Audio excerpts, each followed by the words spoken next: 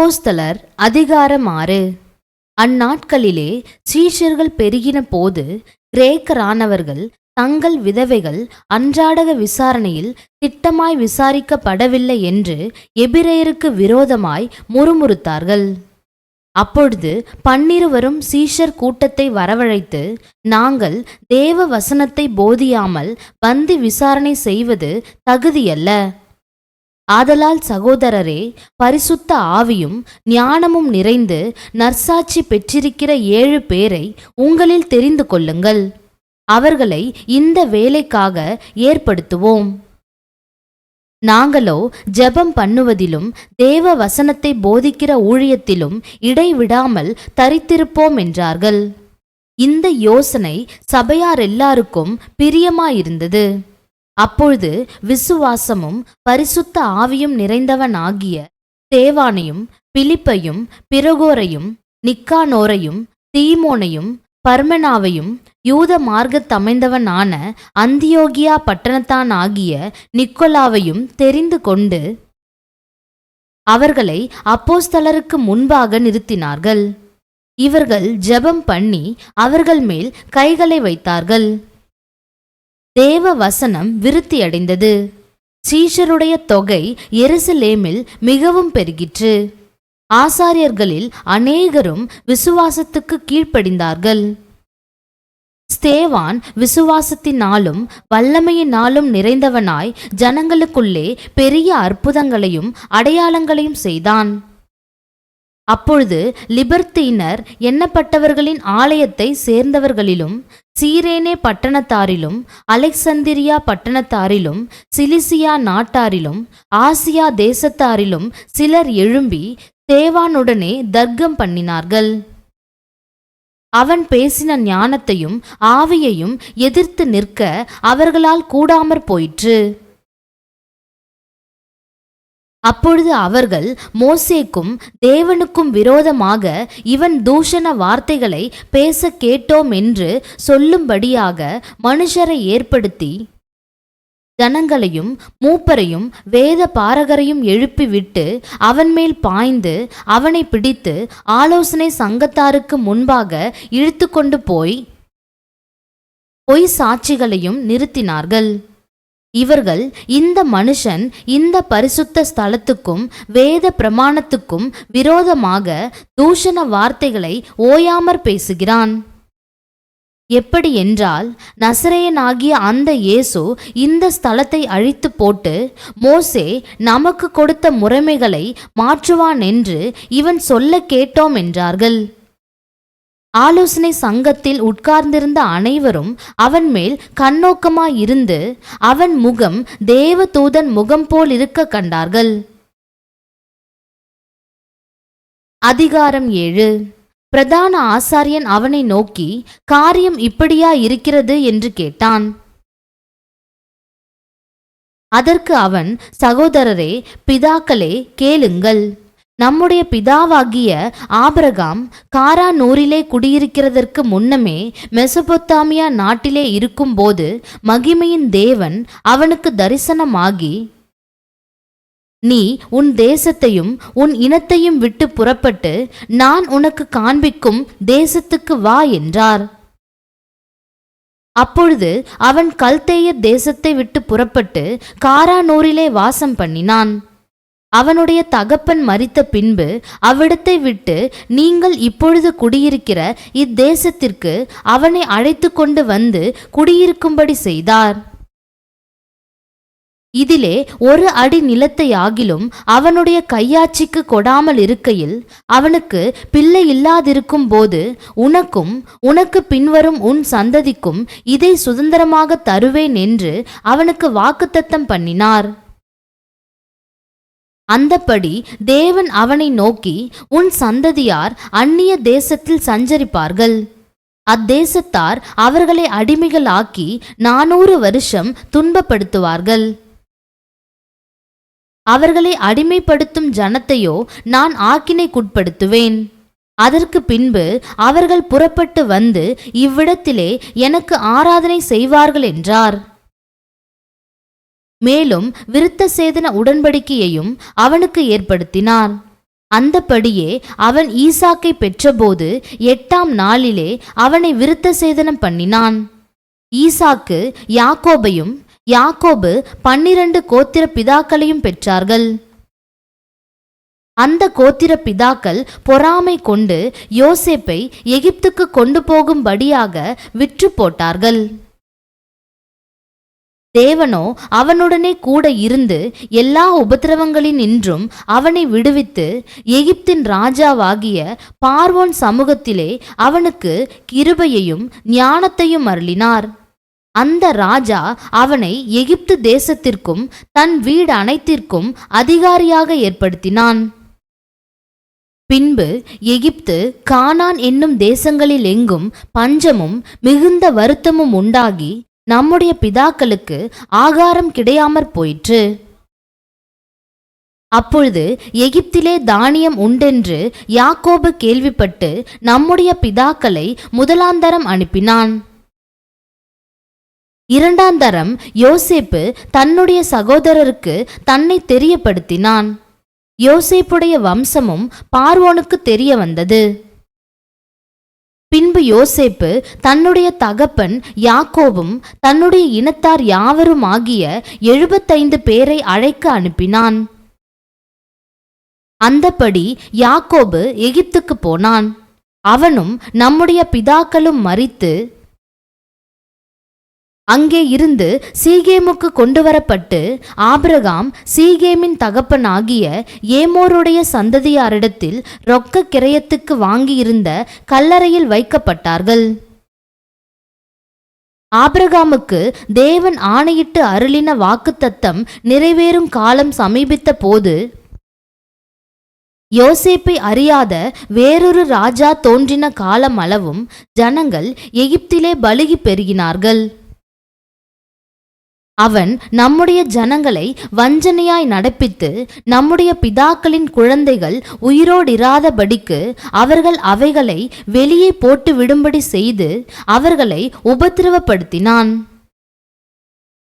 அக்காலத்திலே மோசே பிறந்து திவ்ய சௌந்தரியம் உள்ளவனாயிருந்து 3 மாதம் அளவும் தன் தகப்பன் வீட்டிலே வளர்க்கப்பட்டான். அவன் வெளியே போட்டுவிடப்பட்ட போது பார்வோனுடைய குமாரத்தி அவனை எடுத்து தனக்கு பிள்ளையாக வளர்த்தாள்.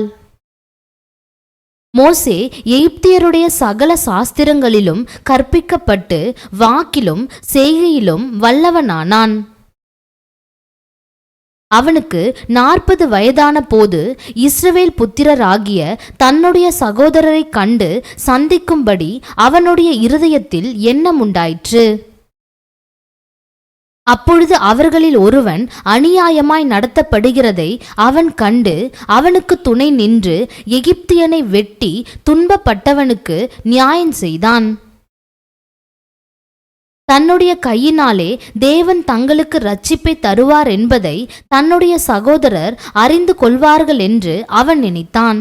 அவர்களோ அதை அறியவில்லை.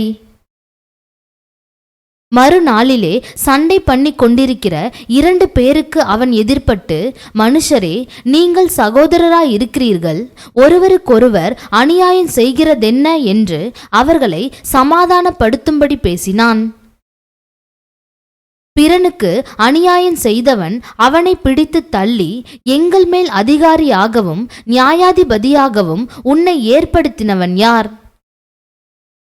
நேற்று நீ அந்த எகிப்தியனை கொன்றது போல என்னையும் கொன்று போட மனதாயிருக்கிறாயோ என்றான். இந்த வார்த்தையின் நிமித்தம் மோசே ஓடிப்போய் மீதியான் தேசத்திலே சஞ்சரித்து கொண்டிருந்தான். அங்கே இருக்கும்போது அவனுக்கு 2 குமாரர்கள் பிறந்தார்கள். 40 வருஷம் சென்ற பின்பு சீனாய் மலையின் வனாந்தரத்திலே கர்த்தருடைய தூதனானவர் முச்செடி எரிகிற அக்கினி ஜுவாலையிலே அவனுக்கு தரிசனமானார். மோசே அந்த தரிசனத்தைக் கண்டு அதிசயப்பட்டு அதை உற்று பார்க்கும்படி சமீபித்து வருகையில், நான் ஆபிரகாமின் தேவனும் ஈசாக்கின் தேவனும் யாக்கோபின் தேவனும் ஆகிய உன் பிதாக்களுடைய தேவனாயிருக்கிறேன் என்று கர்த்தர் திருவுளம் பற்றின சத்தம் அவனுக்கு உண்டாயிற்று. அப்பொழுது மோசே நடுக்கமடைந்து உற்று பார்க்க துணியாமல் இருந்தான். பின்னும் கர்த்தர் அவனை நோக்கி, உன் பாதங்களில் இருக்கிற பாத ரட்சைகளை கழற்றி போடு, நீ நிற்கிற இடம் பரிசுத்த பூமியாயிருக்கிறது. எகிப்தில் இருக்கிற என் ஜனத்தின் உபத்திரவத்தை நான் பார்த்து அவர்கள் பெருமூச்சை கேட்டு அவர்களை விடுவிக்கும்படி இறங்கினேன். ஆகையால் நீ வா, நான் உன்னை எகிப்திற்கு அனுப்புவேன் என்றார். உன்னை அதிகாரியாகவும் நியாயாதிபதியாகவும் ஏற்படுத்தினவன் யார் என்று சொல்லி அவர்கள் மறுதலித்திருந்த இந்த மோசேயை தானே தேவன் முச்செடியில் அவனுக்கு தரிசனமான தூதனாலே தலைவனாகவும் மீட்பனாகவும் அனுப்பினார். இவனே அவர்களை அங்கே இருந்து அழைத்து கொண்டு வந்து எகிப்து தேசத்திலேயும் சிவந்த சமுத்திரத்திலேயும் 40 வருஷ காலமாய் வனாந்தரத்திலேயும் அற்புதங்களையும் அடையாளங்களையும் செய்தான். இஸ்ரவேல் புத்திரரை நோக்கி, உங்கள் தேவனாகிய கர்த்தர் உங்கள் சகோதரரிலிருந்து என்னைப் போல ஒரு தீர்க்க தரிசியை உங்களுக்காக எழும்ப பண்ணுவார், அவருக்கு செவி கொடுப்பீர்களாக என்று சொன்னவன் இந்த மோசேயே. சீனாய் மலையில் தன்னுடனே பேசின தூதனோடும் நம்முடைய பிதாக்களோடும் கூட வனாந்தரத்திலே சபைக்குள்ளிருந்தவனும் நமக்கு கொடுக்கும்படி ஜீவ வாக்கியங்களை பெற்றவனும் இவனே. இவனுக்கு நம்முடைய பிதாக்கள் கீழ்ப்படிய மனதாயிராமல் இவனை தள்ளிவிட்டு தங்கள் இருதயங்களில் எகிப்துக்கு திரும்பி ஆரோனை நோக்கி, எகிப்து தேசத்திலிருந்து எங்களை அழைத்து கொண்டு வந்த அந்த மோசேக்கு என்ன சம்பவித்ததோ அறியோம். ஆதலால் எங்களுக்கு முன் செல்லும் தெய்வங்களை எங்களுக்கு உண்டு பண்ணும் என்று சொல்லி அந்நாட்களில் ஒரு கன்றுக்குட்டியை உண்டு பண்ணி அந்த விக்கிரகத்திற்கு பலியிட்டு தங்கள் கையின் கிரியைகளில் களி கூர்ந்தார்கள். அப்பொழுது தேவன் அவர்களை விட்டு விலகி வான சேனைக்கு ஆராதனை செய்ய அவர்களை ஒப்பு கொடுத்தார். அதை குறித்து இஸ்ரவேல் வம்சத்தாரே, நீங்கள் வனாந்தரத்தில் இருந்த 40 வருஷம் வரையில் காணிக்கைகளையும் பலிகளையும் எனக்கு செலுத்தினீர்களோ என்றும், பணிந்து கொள்ளும்படி நீங்கள் உண்டாக்கின சொரூபங்களாகிய மோலேகுனுடைய கூடாரத்தையும் உங்கள் தேவனாகிய ரெம்பான் என்னும் நட்சத்திர சொரூபத்தையும் சுமந்தீர்களே. ஆகையால் உங்களை பாபிலோனுக்கு அப்புறத்திலே குடிபோக பண்ணுவேன் என்றும் தீர்க்க தரிசிகளின் புஸ்தகத்தில் எழுதியிருக்கிறதே. மேலும் நீ பார்த்த மாதிரியின்படியே சாட்சியின் கூடாரத்தை உண்டு பண்ணுவாயாக என்று மோசேயுடனே பேசினவர் கட்டளையிட்ட பிரகாரமாக அந்த கூடாரம் வனாந்தரத்திலே நம்முடைய பிதாக்களோடு இருந்தது. மேலும் யோசுவாவுடனே கூட நம்முடைய பிதாக்கள் அதை பெற்றுக்கொண்டு தேவன் அவர்களுக்கு முன்பாக துரத்திவிட்ட புறஜாதிகளுடைய தேசத்தை அவர்கள் கட்டி கொள்ளுகையில் அதை அந்த தேசத்தில் கொண்டு வந்து தாவீதின் நாள் வரைக்கும் வைத்திருந்தார்கள். இவன் தேவனிடத்தில் தயவு பெற்றபடியினால் யாக்கோபின் தேவனுக்கு ஒரு வாசஸ்தலத்தை தான் கட்ட வேண்டும் என்று விண்ணப்பம் பண்ணினான். சாலமோனோ அவருக்கு ஆலயத்தை கட்டினான். ஆகிலும் உன்னதமானவர் கைகளினால் செய்யப்பட்ட ஆலயங்களில் வாசமாயிரார். வானம் எனக்கு சிங்காசனமும் பூமி எனக்கு பாதப்படியுமாயிருக்கிறது. எனக்காக நீங்கள் எப்படிப்பட்ட வீட்டை கட்டுவீர்கள்? நான் தங்கி இருக்கத்தக்க ஸ்தலம் எது? இவைகள் எல்லாவற்றையும் என்னுடைய கரம் உண்டாக்கவில்லையா என்று கர்த்தர் உரைக்கிறார் என்று தீர்க்கதரிசி சொல்லியிருக்கிறானே. வணங்கா கழுத்துள்ளவர்களே, இருதயத்திலும் செவிகளிலும் விருத்த சேதனம் பெறாதவர்களே, உங்கள் பிதாக்களைப் போல நீங்களும் பரிசுத்த ஆவிக்கு எப்பொழுதும் எதிர்த்து நிற்கிறீர்கள். தீர்க்க தரிசிகளில் யாரை உங்கள் பிதாக்கள் துன்பப்படுத்தாமல் இருந்தார்கள்? நீதிபரருடைய வருகையை முன்னறிவித்தவர்களையும் அவர்கள் கொலை செய்தார்கள். இப்பொழுது நீங்கள் அவருக்கு துரோகிகளும் அவரை கொலை செய்த பாதகருமாயிருக்கிறீர்கள். தேவ தூதரை கொண்டு நீங்கள் நியாயப்பிரமாணத்தை பெற்றிருந்தும் அதை கைக்கொள்ளாமற் போனீர்கள் என்றான். இவைகளை அவர்கள் கேட்டபொழுது மூர்க்கமடைந்து அவனை பார்த்து பல்லை கடித்தார்கள். அவன் பரிசுத்த ஆவியினாலே நிறைந்தவனாய் வானத்தை அண்ணாந்து பார்த்து தேவனுடைய மகிமையையும் தேவனுடைய வலது பாரிசத்தில் இயேசுவானவர் நிற்கிறதையும் கண்டு, அதோ வானங்கள் திறந்திருக்கிறதையும் மனுஷகுமாரன் தேவனுடைய வலது பாரிசத்தில் நிற்கிறதையும் காண்கிறேன் என்றான். அப்பொழுது அவர்கள் உரத்த சத்தமாய் கூக்குரலிட்டு தங்கள் காதுகளை அடைத்து கொண்டு ஒருமனப்பட்டு அவன் மேல் பாய்ந்து அவனை நகரத்துக்கு புறம்பே தள்ளி அவனை கல்லெறிந்தார்கள். சாட்சிக்காரர் தங்கள் வஸ்திரங்களை கழற்றி சவுல் என்னப்பட்ட ஒரு வாலிபனுடைய பாதத்தின் அருகே வைத்தார்கள். அப்பொழுது கர்த்தராகிய இயேசுவே, என் ஆவியை ஏற்றுக்கொள்ளும் என்று ஸ்தேவான் தொழுது கொள்ளுகையில் அவனை கல்லெறிந்தார்கள். அவனோ முழங்காற்படியிட்டு, ஆண்டவரே, இவர்கள் மேல் இந்த பாவத்தை சுமத்தாதிரும் என்று மிகுந்த சத்தமிட்டு சொன்னான். இப்படி சொல்லி நித்திரையடைந்தான்.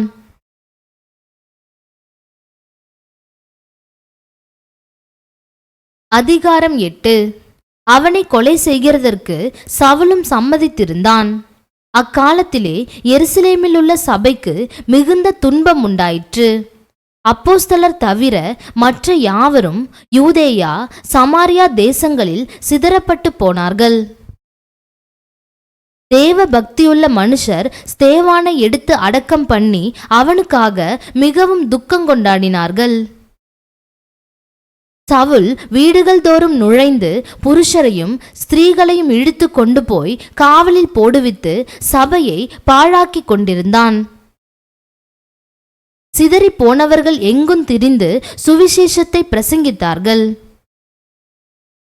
அப்பொழுது பிலிப் என்பவன் சமாரியாவிலுள்ள ஒரு பட்டணத்திற்கு போய் அங்குள்ளவர்களுக்கு கிறிஸ்துவை குறித்து பிரசங்கித்தான். பிலிப்பு செய்த அதிசயங்களை ஜனங்கள் கேள்விப்பட்டு கண்டு அவனால் சொல்லப்பட்டவைகளை ஒருமனப்பட்டு கவனித்தார்கள். அநேகரில் இருந்த அசுத்த ஆவிகள் மிகுந்த சத்தத்தோடே கூப்பிட்டு அவர்களை விட்டு புறப்பட்டது. அநேகம் திமிர்வாதக்காரரும் சப்பானிகளும் குணமாக்கப்பட்டார்கள். அந்த பட்டணத்திலே மிகுந்த சந்தோஷம் உண்டாயிற்று. சீமோன் என்று பெயர் கொண்ட ஒரு மனுஷன் அந்த பட்டணத்திலே மாயவித்தைக்காரனாயிருந்து தன்னை ஒரு பெரியவன் என்று சொல்லி சமாரியா நாட்டு ஜனங்களை பிரமிக்க பண்ணி கொண்டிருந்தான். தேவனுடைய பெரிதான சக்தி இவன்தான் என்று எண்ணி சிறியோர் பெரியோர் யாவரும் அவனுக்கு செவி கொடுத்து வந்தார்கள். அவன் அநேக காலமாய் தன்னுடைய மாய வித்தைகளினாலே அவர்களை பிரமிக்க பண்ணினதினால் அவனை மதித்து வந்தார்கள். தேவனுடைய ராஜ்யத்துக்கும் இயேசு கிறிஸ்துவினுடைய நாமத்துக்கும் ஏற்றவைகளை குறித்து பிலிப்பு பிரசங்கித்ததை அவர்கள் விசுவாசித்த போது புருஷரும் ஸ்திரீகளும் ஞானஸ்நானம் பெற்றார்கள். அப்பொழுது சீமோனும் விசுவாசித்து ஞானஸ்நானம் பெற்று பிலிப்பை பற்றி கொண்டு அவனால் நடந்த அடையாளங்களையும் பெரிய அற்புதங்களையும் கண்டு பிரமித்தான். சமாரியர் தேவ வசனத்தை ஏற்றுக்கொண்டதை எருசலேமில் உள்ள அப்போஸ்தலர்கள் கேள்விப்பட்டு பேதுருவையும் யோவானையும் அவர்களிடத்திற்கு அனுப்பினார்கள். இவர்கள் வந்த பொழுது அவர்களில் ஒருவனும் பரிசுத்த ஆவியை பெறாமல் கர்த்தராகிய இயேசுவின் நாமத்தினாலே ஞானஸ்நானத்தை மாத்திரம் பெற்றிருந்தவர்களாக கண்டு அவர்கள் பரிசுத்த ஆவியை பெற்றுக்கொள்ளும்படி அவர்களுக்காக ஜெபம் பண்ணி அவர்கள் மேல் கைகளை வைத்தார்கள். அப்பொழுது அவர்கள் பரிசுத்த ஆவியை பெற்றார்கள். அப்போஸ்தலர் தங்கள் கைகளை அவர்கள் மேல் வைத்ததினால் பரிசுத்த ஆவி தந்தரலப்படுகிறதை சீமோன் கண்டபோது அவர்களிடத்தில் பணத்தை கொண்டு வந்து, நான் எவன் மேல் என் கைகளை வைக்கிறேனோ அவன் பரிசுத்த ஆவியை பெறத்தக்கதாக எனக்கும் இந்த அதிகாரத்தை கொடுக்க வேண்டும் என்றான். பேதுரு அவனை நோக்கி, தேவனுடைய வரத்தை பணத்தினாலே சம்பாதித்து கொள்ளலாம் என்று நீ நினைத்தபடியால் உன் பணம் உன்னோடே கூட நாசமாய் போக கடவது. உன் இருதயம் தேவனுக்கு முன்பாக செம்மையாய் இராதபடியால் இந்த விஷயத்திலே உனக்கு பங்குமில்லை, பாகமுமில்லை. ஆகையால் நீ உன் துர்க்குணத்தை விட்டு மனந்திரும்பி தேவனை நோக்கி வேண்டிக்கொள். ஒருவேளை உன் இருதயத்தின் எண்ணம் உனக்கு மன்னிக்கப்படலாம். நீ கசப்பான பிச்சிலும் பாவக்கட்டிலும் அகப்பட்டிருக்கிறதாக காண்கிறேன் என்றான். அதற்கு சீமோன், நீங்கள் சொன்ன காரியங்களில் ஒன்றும் எனக்கு நேரிடாதபடிக்கு எனக்காக கர்த்தரை வேண்டிக் கொள்ளுங்கள் என்றான். இவ்விதமாய் அவர்கள் கர்த்தருடைய வசனத்தை சாட்சியாய் அறிவித்து சொன்ன பின்பு சமாரியருடைய அநேக கிராமங்களில் சுவிசேஷத்தை பிரசங்கித்து எருசலேமுக்கு திரும்பி வந்தார்கள். பின்பு கர்த்தருடைய தூதன் பிலிப்பை நோக்கி, நீ எழுந்து தெற்கு முகமாய் எருசலேமிலிருந்து காசா பட்டணத்துக்கு போகிற வனாந்தர மார்க்கமாய் போ என்றான். அந்தப்படி அவன் எழுந்து போனான். அப்பொழுது எத்தியோப்பியருடைய ராஜஸ்திரீயாகிய கந்தாகே என்பவளுக்கு மந்திரியும் அவளுடைய பொக்கிஷம் எல்லாவற்றிற்கும் தலைவனுமாயிருந்த எத்தியோப்பியனாகிய ஒருவன் பணிந்து கொள்ளும்படி எருசலேமுக்கு வந்திருந்து ஊருக்கு திரும்பி போகும்போது தன் ரதத்திலே உட்கார்ந்து ஏசாயா தீர்க்கதரிசியின் ஆகமத்தை வாசித்து கொண்டிருந்தான். ஆவியானவர், நீ போய் அந்த ரதத்துடனே சேர்ந்து கொள் என்று பிலிப்புடனே சொன்னார். அப்பொழுது பிலிப்பு ஓடிப்போய் சேர்ந்து அவன் ஏசாயா தீர்க்கதரிசியின் ஆகமத்தை வாசிக்கிறதை கேட்டு, நீர் வாசிக்கிறவைகளின் கருத்து உமக்கு தெரியுமா என்றான். அதற்கு அவன், ஒருவன் எனக்கு தெரிவிக்காவிட்டால் அது எனக்கு எப்படி தெரியும் என்று சொல்லி பிலிப்பு ஏறி தன்னோடே உட்காரும்படி அவனை வேண்டிக் கொண்டான். அவன் வாசித்த வேத வாக்கியம் என்னவென்றால், அவர் ஒரு ஆட்டை போல அடிக்கப்படுவதற்கு கொண்டு போகப்பட்டார். மயிர் கத்தரிக்கிறவனுக்கு முன்பாக சத்தமிடாதிருக்கிற ஆட்டுக்குட்டியைப் போல அவர் தமது வாயை திறவாதிருந்தார்.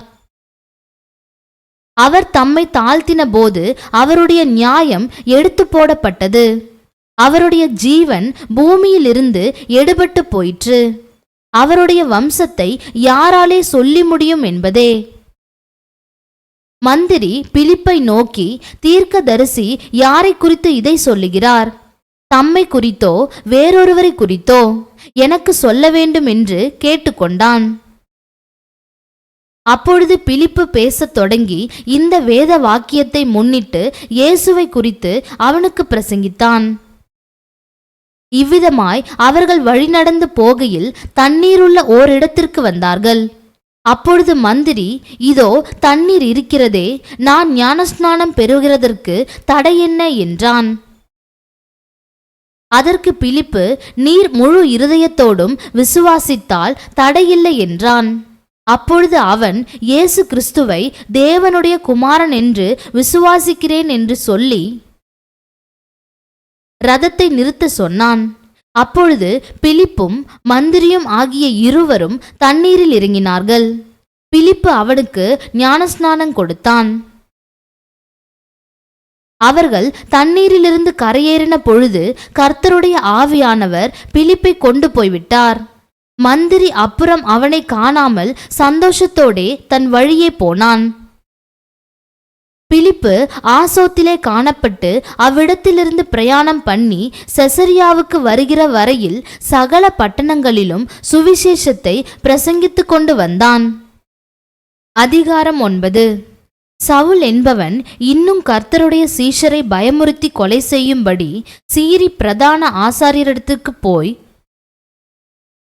இந்த மார்க்கத்தாராகிய புருஷரையாகிலும் ஸ்திரீகளையாகிலும் தான் கண்டுபிடித்தால் அவர்களை கட்டி எருசலேமுக்கு கொண்டு வரும்படி தமஸ்குவில் உள்ள ஜெப ஆலயங்களுக்கு நிருபங்களை கேட்டு வாங்கினான். அவன் பிரயாணமாய்ப் போய் தமஸ்குவுக்கு சமீபித்த போது சடுதியிலே வானத்திலிருந்து ஒரு ஒளி அவனை சுற்றி பிரகாசித்தது. அவன் தரையிலே விழுந்தான். அப்பொழுது சவுலே, சவுலே, நீ என்னை ஏன் துன்பப்படுத்துகிறாய் என்று தன்னுடனே சொல்லுகிற ஒரு சத்தத்தை கேட்டான். அதற்கு அவன், ஆண்டவரே, நீர் யார் என்றான். அதற்கு கர்த்தர், நீ துன்பப்படுத்துகிற இயேசு நானே. முள்ளில் உதைக்கிறது உனக்கு கடினமாம் என்றார். அவன் நடுங்கி திகைத்து, ஆண்டவரே, நான் என்ன செய்ய சித்தமாயிருக்கிறீர் என்றான். அதற்கு கர்த்தர், நீ எழுந்து பட்டணத்துக்குள்ளே போ, நீ செய்ய வேண்டியது அங்கே உனக்கு சொல்லப்படும் என்றார். அவனுடனே கூட பிரயாணம் பண்ணின மனுஷர்கள் சத்தத்தை கேட்டும் ஒருவரையும் காணாமல் பிரமித்து நின்றார்கள். சவுல் தரையிலிருந்தெழுந்து தன் கண்களை திறந்தபோது ஒருவரையும் காணவில்லை. அப்பொழுது கைலாக கொடுத்து அவனை தமஸ்குவுக்கு கூட்டிக் கொண்டு போனார்கள். அவன் 3 நாள் பார்வை இல்லாதவனாய் புசியாமலும் குடியாமலும் இருந்தான். தமஸ்குவிலே அனனியா என்னும் பேருள்ள ஒரு சீஷன் இருந்தான். அவனுக்கு கர்த்தர் தரிசனமாகி, அனனியாவே என்றார். அவன், ஆண்டவரே, இதோ அடியேன் என்றான். அப்பொழுது கர்த்தர், நீ எழுந்து நேர்த்தெருவு எண்ணப்பட்ட தெருவுக்கு போய் யூதாவின் வீட்டிலே தர்ஷு பட்டணத்தான் ஆகிய சவுல் என்னும் பேருள்ள ஒருவனை தேடு. அவன் இப்பொழுது ஜெபம் பண்ணுகிறான். அனனியா என்னும் பேருள்ள ஒரு மனுஷன் தன்னிடத்தில் வரவும் தான் பார்வை அடையும்படி தன்மேல் கை வைக்கவும் தரிசனம் கண்டான் என்றார். அதற்கு அனனியா, ஆண்டவரே, இந்த மனுஷன் எருசலேமில் உள்ள உம்முடைய பரிசுத்தவான்களுக்கு எத்தனையோ பொல்லாங்குகளை செய்தான் என்று அவனை குறித்து அநேகரால் கேள்விப்பட்டிருக்கிறேன். இங்கேயும் உம்முடைய நாமத்தை தொழுது கொள்ளுகிற யாவரையும் கட்டும்படி அவன் பிரதான ஆசாரியர்களால் அதிகாரம் பெற்றிருக்கிறானே என்றான். அதற்கு கர்த்தர், நீ போ, அவன் புறஜாதிகளுக்கும் ராஜாக்களுக்கும் இஸ்ரவேல் புத்திரருக்கும் என்னுடைய நாமத்தை அறிவிக்கிறதற்காக நான் தெரிந்து கொண்ட பாத்திரமாயிருக்கிறான். அவன் என்னுடைய நாமத்தின் நிமித்தம் எவ்வளவாய் பாடுபட வேண்டும் என்பதை நான் அவனுக்கு காண்பிப்பேன் என்றார். அப்பொழுது அனனியா போய் வீட்டுக்குள் பிரவேசித்து அவன் மேல் கையை வைத்து, சகோதரனாகிய சவுலே, நீ வந்த வழியிலே உனக்கு தரிசனமான இயேசுவாகிய கர்த்தர் நீ பார்வையடையும் படிக்கும் பரிசுத்த ஆவியினாலே நிரப்பப்படும் படிக்கும் என்னை அனுப்பினார் என்றான். உடனே அவன் கண்களிலிருந்து மீன் செதில்கள் போன்றவைகள் விழுந்தது. அவன் பார்வையடைந்து எழுந்திருந்து ஞானஸ்நானம் பெற்றான். பின்பு அவன் போஜனம் பண்ணி பலப்பட்டான். சவுல் தமஸ்குவிலுள்ள சீஷருடனே சில நாள் இருந்து தாமதமின்றி கிறிஸ்து தேவனுடைய குமாரன் என்று ஆலயங்களிலே பிரசங்கித்தான். கேட்டவர்கள் எல்லாரும் ஆச்சரியப்பட்டு, எருசலேமில் இந்த நாமத்தை தொழுது கொள்ளுகிறவர்களை நாசமாக்கி இங்கேயும் அப்படிப்பட்டவர்களை கட்டி பிரதான ஆசாரியர்களிடத்திற்கு கொண்டு போகும்படி வந்தவன் இவன் அல்லவா என்றார்கள். சவுல் அதிகமாக திடன் கொண்டு இவரே கிறிஸ்துவென்று திருஷ்டாந்தப்படுத்தி தமஸ்குவில் குடியிருக்கிற யூதர்களை கலங்க பண்ணினான். அநேக நாள் சென்ற பின்பு யூதர்கள் அவனை கொலை செய்யும்படி ஆலோசனை பண்ணினார்கள். அவர்களுடைய யோசனை சவுலுக்கு தெரிய வந்தது. அவனை கொலை செய்யும்படி அவர்கள் இரவும் பகலும் கோட்டை வாசல்களை காத்து கொண்டிருந்தார்கள். சீஷர்கள் ராத்திரியிலே அவனை கூட்டிக் கொண்டு போய் ஒரு கூடையிலே வைத்து மதில் வழியாய் இறக்கிவிட்டார்கள். சவுல் எருசலேமுக்கு வந்து சீஷருடனே சேர்ந்து கொள்ள பார்த்தான். அவர்கள் அவனை சீஷன் என்று நம்பாமல் எல்லாரும் அவனுக்கு பயந்திருந்தார்கள். அப்பொழுது பர்னபா என்பவன் அவனை சேர்த்து கொண்டு அப்போஸ்தலரிடத்தில் அழைத்து கொண்டு போய் வழியிலே அவன் கர்த்தரை கண்ட விதத்தையும் அவர் அவனுடனே பேசினதையும் தமஸ்குவில் அவன் இயேசுவின் நாமத்தினாலே தைரியமாய் பிரசங்கித்ததையும் அவர்களுக்கு விவரித்துச் சொன்னான். அதன் பின்பு அவன் எருசலேமிலே அவர்களிடத்தில் போக்கும் வரத்துமாயிருந்து கர்த்தராகிய இயேசுவின் நாமத்தினாலே தைரியமாய் பிரசங்கித்து கிரேக்கருடனே பேசி தர்கித்தான். அவர்களோ அவனை கொலை செய்ய எத்தனம் பண்ணினார்கள். சகோதரர் அதை அறிந்து அவனை செசரியாவுக்கு அழைத்து கொண்டு போய் தர்சுவுக்கு அனுப்பிவிட்டார்கள். அப்பொழுது யூதேயா, கலிலேயா, சமாரியா நாடுகளில் எங்கும் சபைகள் சமாதானம் பெற்று பக்தி விருத்தி அடைந்து கர்த்தருக்கு பயப்படுகிற பயத்தோடும் பரிசுத்த ஆவியின் ஆறுதலோடும் நடந்து பெருகின. பேதுரு போய் எல்லாரையும் சந்தித்து வருகையில் அவன் லித்தா ஊரிலே குடியிருக்கிற பரிசுத்தவான்களிடத்திற்கும் போனான்.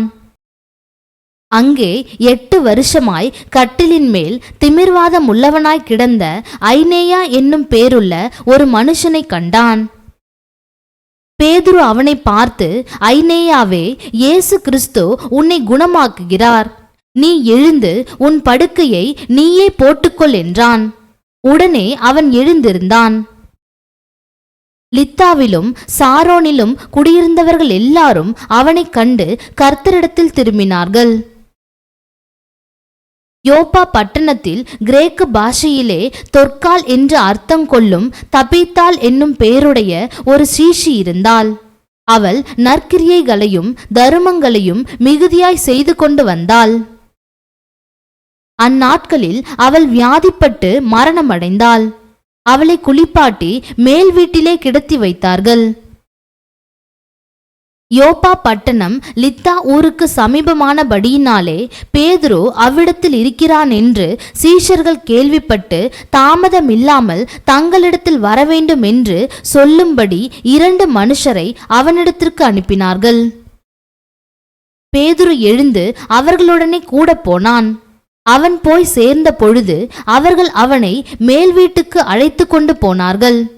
அப்பொழுது விதவைகள் எல்லாரும் அழுது தொற்கால் தங்களுடனே கூட இருக்கையில் செய்திருந்த அங்கிகளையும் வஸ்திரங்களையும் காண்பித்து அவனை சூழ்ந்து நின்றார்கள். பேதுரு எல்லாரையும் வெளியே போகச் செய்து முழங்காற்படியிட்டு ஜெபம் பண்ணி பிரேதத்தின் புறமாய் திரும்பி, தபீத்தாளே, எழுந்திரு என்றான். அப்பொழுது அவள் தன் கண்களை திறந்து பேதுருவை பார்த்து உட்கார்ந்தாள். அவன் அவளுக்கு கை கொடுத்து அவளை எழுந்திருக்க பண்ணி பரிசுத்தவான்களையும் விதவைகளையும் அழைத்து அவளை உயிருள்ளவளாக அவர்களுக்கு முன் நிறுத்தினான். இது யோப்பா பட்டணம் எங்கும் தெரிய வந்தது. அப்பொழுது அநேகர் கர்த்தரிடத்தில் விசுவாசம் உள்ளவர்களானார்கள்.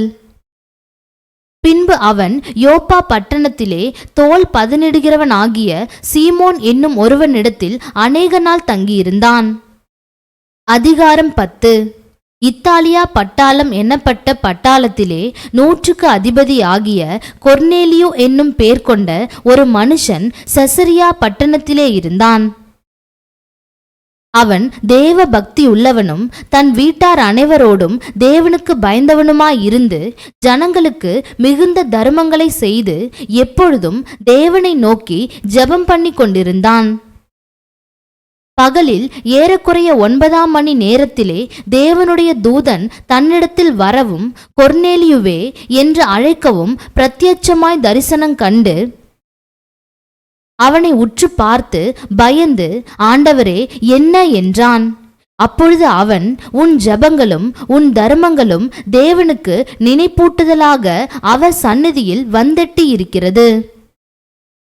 இப்பொழுது நீ யோப்பா பட்டணத்துக்கு மனுஷரை அனுப்பி பேதுரு என்று மறுபேர் கொண்ட சீமோனை அழைப்பி. அவன் தோல் பதனிடுகிறவன் ஆகிய சீமோன் என்னும் ஒருவனிடத்திலே தங்கியிருக்கிறான். அவனுடைய வீடு கடலோரத்தில் இருக்கிறது. நீ செய்ய வேண்டியதை அவன் உனக்கு சொல்லுவான் என்றான். கொர்நேலியு தன்னுடனே பேசின தேவதூதன் போன பின்பு தன் வீட்டு மனுஷரில் 2 பேரையும் தன்னிடத்தில் சேவிக்கிற போர் சேவகரில் தேவ பக்தியுள்ள ஒருவனையும் அழைத்து எல்லாவற்றையும் அவர்களுக்கு விவரித்து சொல்லி அவர்களை யோப்பா பட்டணத்துக்கு அனுப்பினான். மறுநாளிலே அவர்கள் பிரயாணப்பட்டு அந்த பட்டணத்துக்கு சமீபித்து வருகையில் பேதுரு 6ஆம் மணி நேரத்திலே ஜெபம் பண்ணும்படி மேல் வீட்டில் ஏறினான். அவன் மிகுந்த பசியடைந்து சாப்பிட மனதாயிருந்தான். அதற்கு அவர்கள் ஆயத்தம் பண்ணுகையில் அவன் ஞான திருஷ்டி அடைந்து வானம் திறந்திருக்கிறதாகவும் 4 முனைகளும் கட்டப்பட்ட பெரிய துப்பட்டியைப் போல ஒரு விதமான கூடு தன்னிடத்தில் இறங்கி தரையில் விடப்பட்டிருக்கிறதாகவும் அதிலே பூமியிலுள்ள சகல விதமான 4 கால் ஜீவன்களும் காட்டு மிருகங்களும் ஊரும் பிராணிகளும் ஆகாயத்து பறவைகளும் இருக்கிறதாகவும் கண்டான். அல்லாமலும் பேதுருவே, எழுந்திரு, அடித்து புசி என்று அவனுக்கு சொல்லும் ஒரு சத்தம் உண்டாயிற்று. அதற்கு பேதுரு, அப்படியல்ல ஆண்டவரே, தீட்டும் அசுத்தமுமாயிருக்கிற யாதொன்றையும் நான் ஒரு காலம் புசித்ததில்லை என்றான். அப்பொழுது தேவன் சுத்தமாக்கினவைகளை நீ தீட்டாக எண்ணாதே என்று 2ஆம் தரமும் சத்தம் அவனுக்கு உண்டாயிற்று. 3ஆம் தரமும் அப்படியே உண்டாயிற்று. பின்பு அந்த கூடு திரும்ப வானத்துக்கு எடுத்துக்கொள்ளப்பட்டது. அப்பொழுது பேதுரு தான் கண்ட தரிசனத்தை குறித்து தனக்குள்ளே சந்தேகப்படுகையில், இதோ கொர்நேலியுவினால் அனுப்பப்பட்ட மனுஷர்கள் சீமோனுடைய வீட்டை விசாரித்து கொண்டு வாசற்படியிலே வந்து நின்று, பேதுரு என்று மறுபேர் கொண்ட சீமோன் இங்கே தங்கி இருக்கிறாரா என்று கேட்டார்கள்.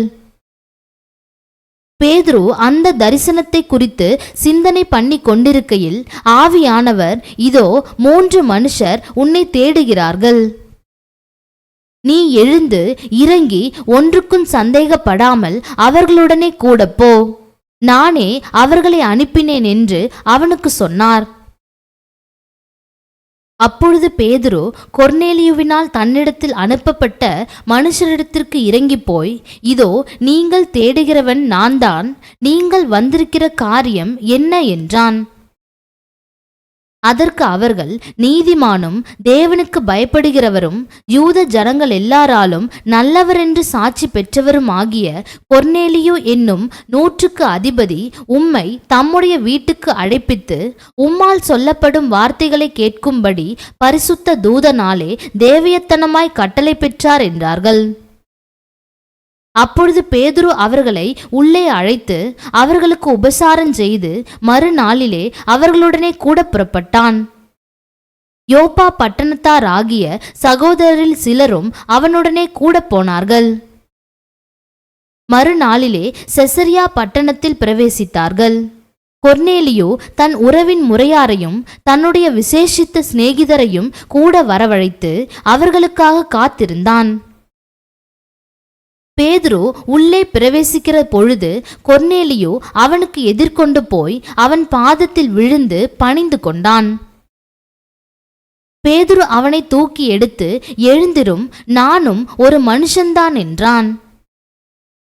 அவனுடனே பேசிக்கொண்டு உள்ளே போய் அநேகர் கூடி வந்திருக்கிறதைக் கண்டு அவர்களை நோக்கி, அந்நிய ஜாதியானோடே கலந்து அவனிடத்தில் போக்கு வரவாயிருப்பது யூதனானவனுக்கு விலக்கப்பட்டிருக்கிறதென்று நீங்கள் அறிந்திருக்கிறீர்கள்.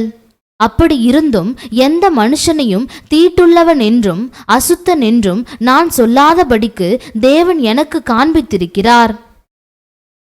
ஆகையால் நீங்கள் என்னை அழைப்பித்த போது நான் எதிர்பேசாமல் வந்தேன். இப்போதும் என்ன காரியத்துக்காக என்னை அழைப்பித்தீர்கள் என்று கேட்கிறேன் என்றான். அதற்கு கொர்நேலியு, 4 நாளைக்கு முன்னே இந்நேரத்திலே நான் உபவாசித்து 9ஆம் மணி நேரத்தில் என் வீட்டிலே ஜெபம் பண்ணி கொண்டிருந்தேன். அப்பொழுது பிரகாசமுள்ள வஸ்திரம் தரித்த மனுஷன் ஒருவன் எனக்கு முன்பாக நின்று, கொர்நேலியுவே, உன் ஜெபம் கேட்கப்பட்டது, உன் தான தர்மங்கள் தேவ சந்நிதியில் நினைத்தருளப்பட்டது. யோப்பா பட்டணத்துக்கு ஆள் அனுப்பி பேதுரு என்று மறுபேர் கொண்ட சீமோனை வரவழைப்பாயாக. அவன் கடலோரத்திலே தோல் பதனிடுகிறவனாகிய சீமோனுடைய வீட்டிலே தங்கியிருக்கிறான். அவன் வந்து உன்னிடத்தில் பேசுவான் என்றார்.